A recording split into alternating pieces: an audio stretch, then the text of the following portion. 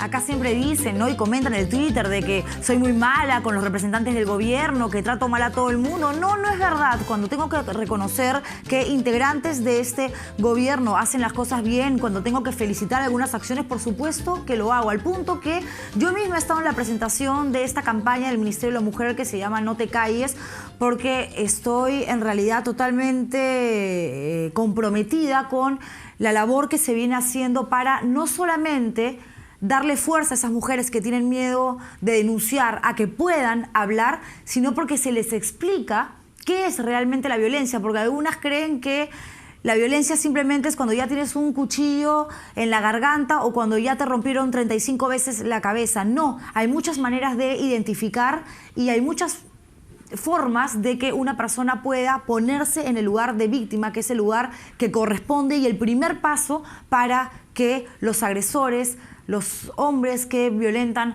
a sus mujeres, a sus madres también, a sus hijas, a sus convivientes o lo que fuere, pues sepan que hay fiscalizadores, que sepan que hay gente, vecinos, primos, tíos, que saben perfectamente de lo que se trata el feminicidio y que no van a permitir más abuso. La campaña se llama No te calles y la ministra Marcela Guaita, ministra de la Mujer, está con nosotros aquí en el programa. Gracias por venir, ministra. Gracias a ti, Juliana. Y déjeme decirle, creo que nunca le he dicho esto a un integrante del Ejecutivo, y usted es ministra, que el día que habló en la presentación de esta campaña me sentí muy orgullosa de tenerla como representante de una cartera tan importante como la de la mujer. Porque si bien usted tiene un carácter muy tranquilo, es una persona bastante pasiva, que no se mete en escándalos, no sale, no opina, a la hora que le tocó hablar en nombre de las mujeres violentadas, que son muchísimas en nuestro país, realmente sentí, por una cuestión de percepción, que estaba en la piel de ellas. Y eso habla muy bien de usted. Gracias por ello. Gracias, Juliana. Lo que pasa es que frente a la violencia hacia la mujer creo que no podemos quedarnos callados y justamente por eso nuestra campaña está dirigida a toda la población, grandes, chicos, adolescentes.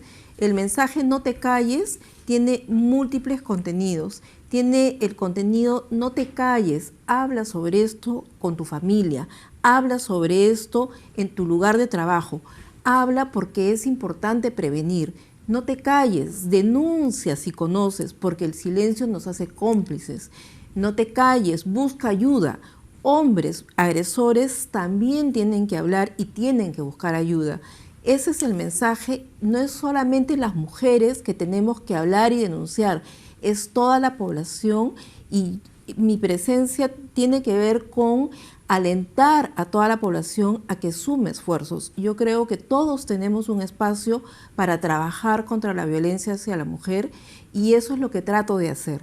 Lo que pasa también es que yo, cuando he tocado más de una vez, sobre todo en mi época de reportera, casos de violencia familiar, claro, lo que se escucha mucho es por ignorancia o por miedo también, que eso no conoce de nivel socioeconómico, de nivel cultural o intelectual o lo que fuere, pero, o sea, sí, me insultaba, me gritaba, pero nunca me había pegado. Y ahora esta mujer está postrada en una cama de un hospital y quizás a punto de que le digan que se va a quedar parapléjica. Entonces, ¿cuál es el punto que te tiene que llevar a decir, no, estoy siendo víctima, es el momento de hablar? Justamente nosotros con el Ministerio Público, el Poder Judicial y diferentes operadores hemos desarrollado un protocolo para identificar los riesgos mayores en situaciones de violencia que pueden conducir a un feminicidio. Y a partir de eso hemos desarrollado esta cartilla que estamos distribuyendo casa por casa. Por ejemplo, algunos síntomas de alerta que puede estar significando ahí una situación que pudiese generar en violencia.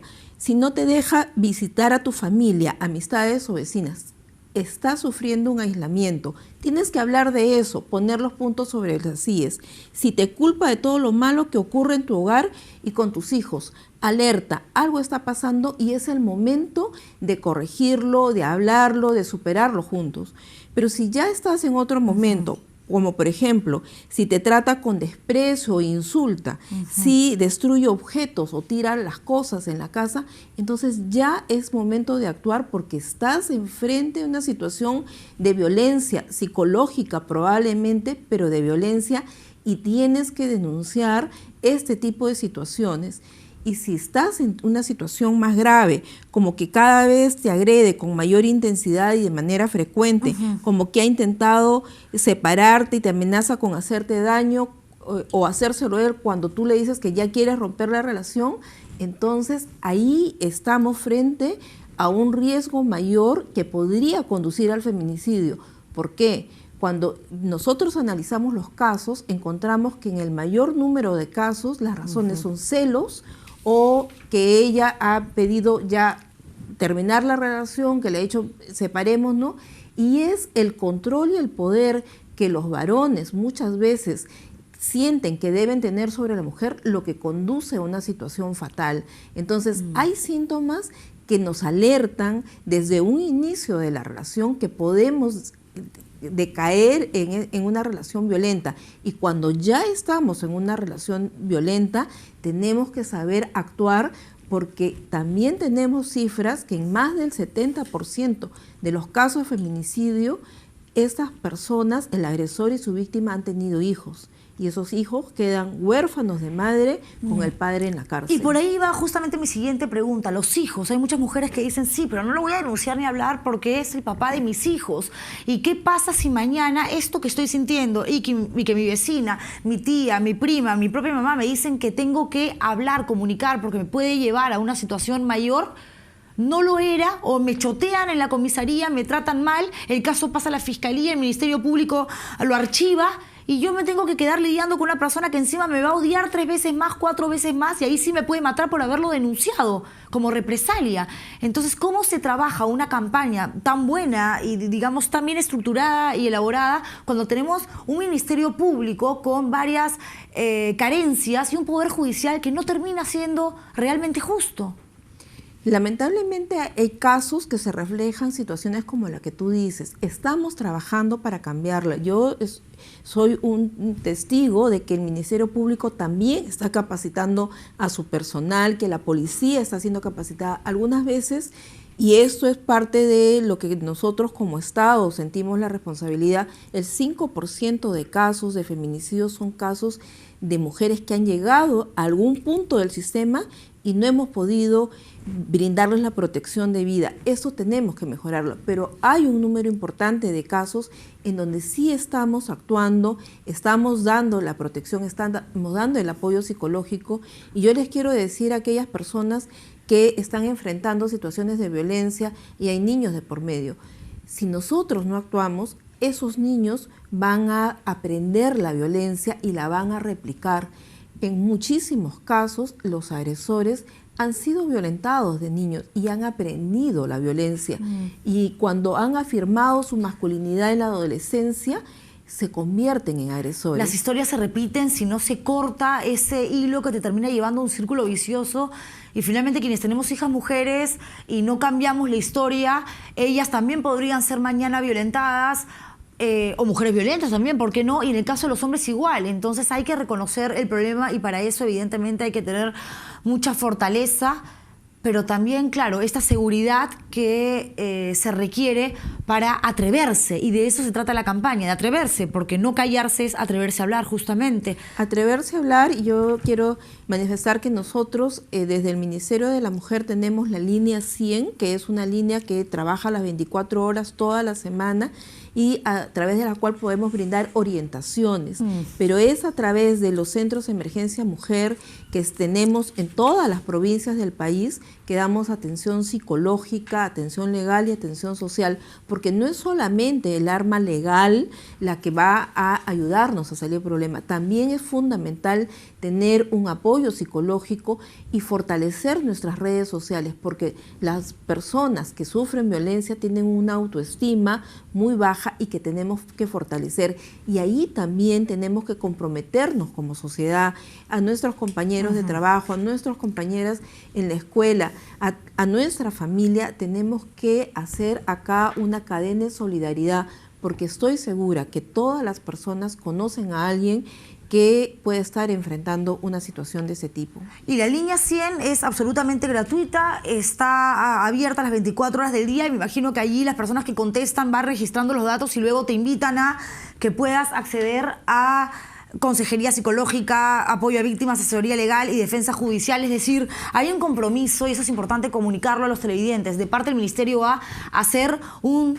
seguimiento de hecho, porque hay gente que puede estar ahorita mismo viéndonos, ministra, y diciendo, a ver, yo soy víctima, voy a llamar ahorita, ya, después de haber escuchado a la ministra hablar, voy a llamar. Y después le devuelven la llamada, se comunican con esta persona, dejas un teléfono, ¿cómo es? En la línea 100 tenemos, primero se toman los datos directos de las personas y luego se deriva, dependiendo si es una situación crítica, a un psicólogo, si es que hay una atención que se tiene que hacer inmediata. De lo contrario, damos la información para que puedan acudir a los centros de emergencia mujer, pero también pueden chatear con nosotros al chat 100. Normalmente los chicos, las chicas jóvenes o personas que quieren más privacidad chatean con nosotros. Y Juliana, yo te quiero invitar a través tuyo a todos nuestros televidentes para que nos acompañen el domingo 22. Vamos a estar conmemorando el Día Internacional contra la Violencia hacia la Mujer en la Avenida La Peruanidad, en el Campo de Marte, desde las 9 de la mañana, con una feria de servicios, pero sobre todo haciéndonos presentes, teniendo un acto que nos permita recordar a todas las personas que están sufriendo de violencia y renovar nuestro compromiso.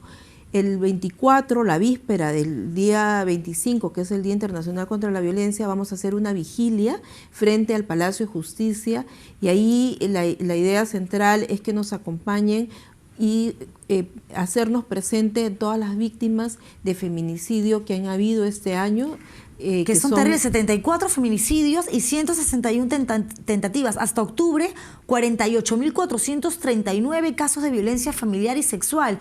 Y el 83%, señores, de los feminicidios fueron perpetrados por la pareja o por la expareja. Y a veces uno dice, no es que hayan pasado 4 o 5 años en que esta mujer fue golpeada semana tras semana. A veces fue estás loca, estás enferma, a la semana siguiente vino un plato que te rompieron en la cabeza y a la tercer día ya estás muerta. O sea, en 3 días una persona terminó acabando con tu existencia cuando no tuviste ni siquiera el tiempo de reconocer al enemigo que tenías al frente. ¡Qué miedo! Por eso estamos insistiendo en identificar esos signos que pueden ser más sutiles, como por ejemplo el aislamiento, como por ejemplo los insultos. De repente no los identificamos, pero tenemos que revisar todos estos elementos y decir, sí, estoy en una situación en donde necesito ayuda. Que tengamos presente que las mujeres solas es difícil que salgan de un círculo de violencia. Hay que buscar ayuda, hay que ir y aceptar que estamos en una situación difícil y que nos ayuden a salir de ella. Quiero aprovechar su presencia en el programa, ministra, antes de terminar, para preguntarle acerca del caso terrible que se ha registrado en Puno, donde adolescentes menores de edad abusaron sexualmente de niños que también son menores de edad. Entonces, si la ley evidentemente no configura un delito como tal cuando uno tiene menos de 18 años, ¿qué es lo que va a pasar? Sí, en este caso, que es muy penoso, el caso de Puno, tenemos que ver de brindar medidas de protección tanto a los niños que han sido agredidos como a los otros que son un poco más grandes, pero que todavía son adolescentes o niños, son de 9, 10, 12 años. Nosotros estamos ya al contacto con las familias, porque estos niños que han sido agresores podrían estar siendo a su vez abusados y replicando actitudes. Entonces tenemos que investigar bien qué está pasando, si son familias disfuncionales, qué les ha pasado a esos niños, porque en las entrevistas que ya se han hecho a los más pequeñitos, lo que nos dicen es que ellos estaban jugando. Entonces, acá hay agresión y se está investigando si hay otros niños que pudieran estar implicados, pero lo que tenemos claridad es que en ambos casos tenemos que tener medidas de protección y fortalecer a las familias, porque estamos hablando de niños muy pequeños, todos menores de 12 años. Todos son muy pequeños, efectivamente. Y en el caso de Daniela Silva, la ex trabajadora del despacho de Wilder Ruiz, ayer arrancamos el programa indignados porque por segunda vez el Pleno del Congreso le dio la espalda a una persona que lo único que hizo fue decir, me votó este señor porque se enteró que yo estaba esperando un bebé, tiene las pruebas, el chat, al punto que Ana María Solórzano, la expresidenta del Congreso, la llama y le dice, regresa a laborar, pero ya no dentro de la oficina oficina, al interior de la oficina de Wilder Ruiz, sino con la bancada de Gana Perú. Y los 120 días de castigo, sanción que había pedido la Comisión de Ética, pues no fueron respaldados evidentemente por el Pleno. ¿No es eso una pena? Porque ¿cuál es el mensaje que le queda a todas las mujeres cuyos casos no se ven en el Parlamento? Definitivamente nosotros nos hemos pronunciado lamentando muchísimo que en el Congreso se den este tipo de situaciones, puesto que la Comisión de Ética, que había tenido todos los elementos de análisis del caso, había recomendado una sanción porque evidentemente habían situaciones que nos habían procedido bien, y nosotros también hemos hecho la recomendación, somos respetuosos de la independencia de poderes, pero la recomendación al Congreso que regule bien internamente para que estos casos no se vuelvan a producir, porque en el Perú hay leyes que protegen la maternidad, instituciones públicas y privadas debemos respetar las leyes y el Congreso no es una isla. Por lo tanto, esperemos que nunca más se dé una situación así.